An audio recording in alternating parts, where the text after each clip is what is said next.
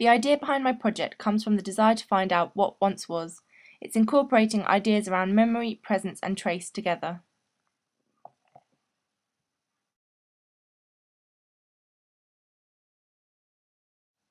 I have looked at Peter Grantzer's work, Was einem Heimat war, and have found that very interesting and useful for my project. Grantzer searched for traces of the town Graun, which was forcibly evicted between 1937 and 1939. The landscape is closely associated with German military history. Playing on the video are examples of some of these images. The body of work consists of a 5-part photographic panorama viewed from a bunker window out onto the pretty landscape. This is juxtaposed by the black and white photographs of the landscape destroyed by years of military use.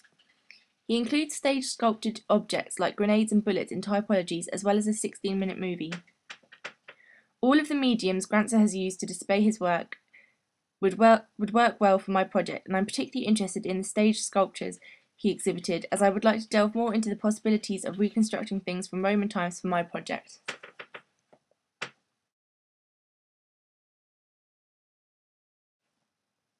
On this site, Landscape in Memoriam relates closely to my work. Sternfield photographs seemingly uninteresting locations, but then with the accompanying text everything becomes clear, and in some ways it's quite haunting to find out how normal-looking areas have been the scenes of horrific crimes or accidents. Sternfield displayed 50 photographs in a book, each accompanied by some text on the adjacent side, and examples are being shown within the video. Sternfield describes the project as the list of places he cannot forget because of the tragedies that identify them.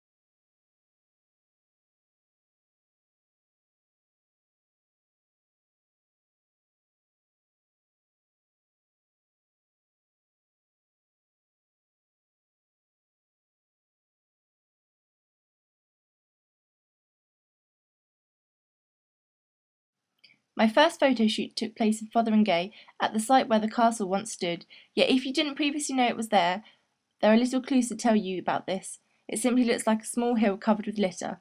I've included some of the photos I took at the site. Not only was there once a bustling castle and outbuildings in place here, it was also the scene of a very important historical event, the beheading of Mary Stuart, Queen of Scots. It was a shocking event as Queen Elizabeth I ordered her execution, and it was almost unheard of to execute another monarch. The execution also set off a catalyst of events, including King Philip II of Spain sending over the Spanish Armada. Mary was executed in the Great Hall of the castle on the 7th of February 1587. Just like Sternfeld's images, text is integral to my project. Without any explanation as to the events that have occurred and the locations I'm shooting at, the photos are meaningless. Due to budget limitations, I've decided that I must base my project close to home, as I just cannot finance trips far away.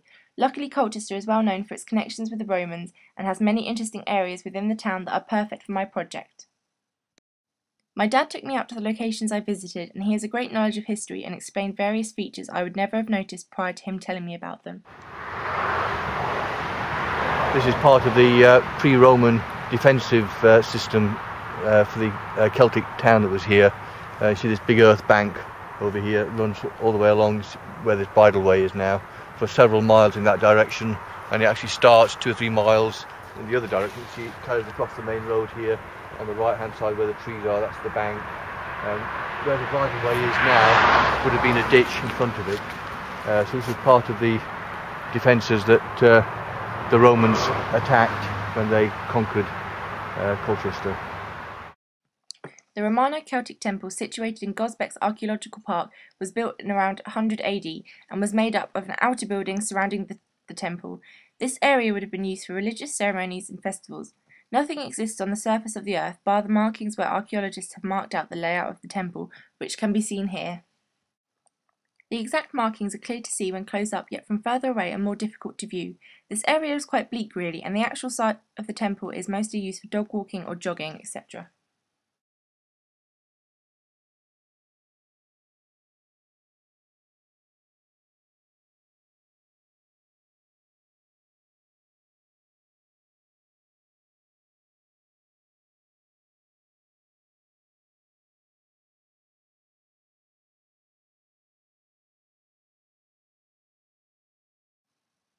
Here I filmed the actual entrance to the inside of the temple grounds and followed it into the site of the temple. One of the reasons I'm quite drawn to this area to photograph is that it still has quite a high level of activity, being frequented by joggers and dog walkers, but also, although nothing remains right here of the building that once stood, just across the road from the park is a big housing estate and lots of small businesses and shops, showing that on this area of land it's been inhabited in some way or another for almost 2,000 years, if not more, for various purposes.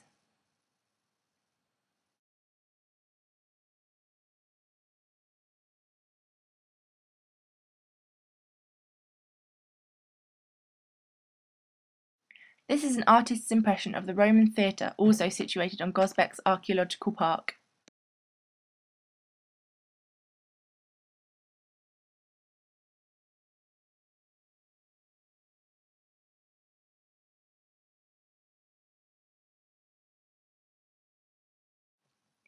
The Roman theatre here is the largest out of 5 that are found in Britain and can seat up to 5,000 people.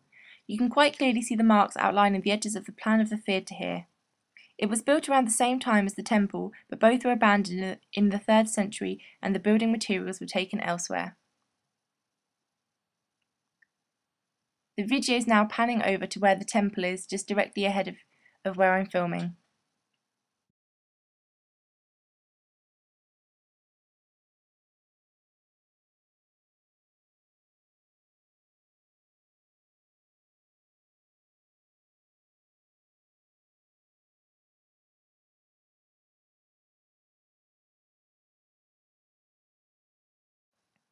The next area I've visited is very close to where I live, so is accessible to me at almost all times.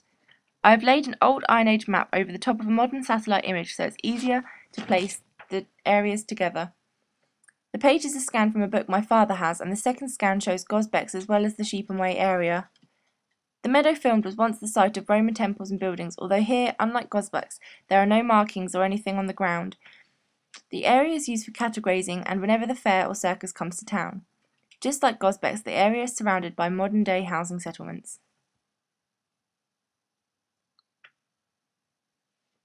These can be seen straight ahead above the trees. Along with on the right there's also North Station to be seen.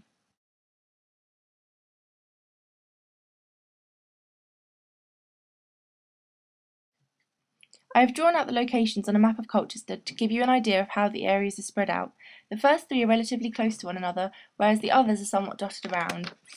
Number 1 is the pre-Roman defensive system for the Celtic town that the Romans had to defeat and conquer. Number 2 is the Romano-Celtic temple. Number 3 is the Roman theatre, and number 4 is the racetrack. Number 5 is the meadow at Shepham Way, and number 6 is Colchester Castle. Colchester Castle is slightly different to the other areas I've looked at.